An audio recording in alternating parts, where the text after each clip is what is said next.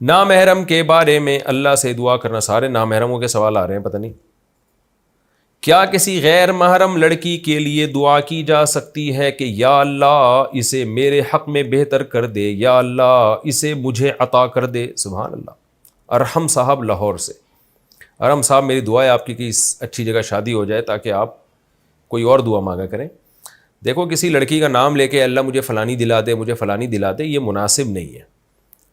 آپ اللہ سے یوں دعا مانگا کریں کہ اے اللہ میری اچھی جگہ شادی کرا دے, جو میرے حق میں بہتر ہو مجھے وہ دلا دے. اور اگر آپ کسی لڑکی کو چاہتے ہیں تو اس کا دماغ میں تصور لا کے یہ بھی دعا کر سکتے ہیں, اللہ اگر یہاں تیرے علم میں بہتر ہے تو یہاں کرا دے. بس اتنا, اس سے زیادہ آگے نہ بڑھے کہ نام لے لے کے دعا کریں. جائز ہونا الگ, جائز تو ہے, کسی کا بھی نام لے کے دعا کی جا سکتی ہے, لیکن یہ ایک طرح سے یوں سمجھیں کہ اللہ کو آپ سمجھا رہے ہیں کہ یہاں کرا دے, یہ زیادہ بہتر ہے.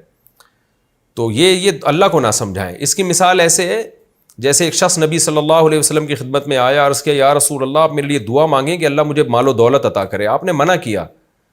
اس نے, وہ منافق تھا, پھر کہنے لگا دعا کریں مال و دولت.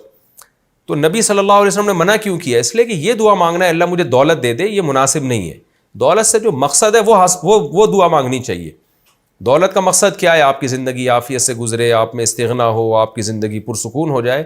تو اللہ سے یوں دعا مانگے, اللہ مجھے کشادہ رزق حلال دے دے, اے اللہ مجھے استغنا عطا فرما, میں کسی کے سامنے ہاتھ نہ پھیلاؤں, حلال کشادہ رزق برکت والا.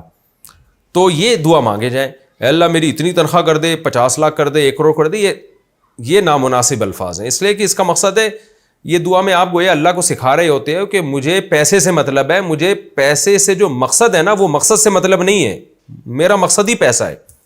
اب آپ یہ کہہ رہے ہو مجھے فلانی چاہیے, فلانی لڑکی سے شادی کرا دے, اس کا مطلب آپ کا مقصد ہی فلانی لڑکی بن چکی ہے.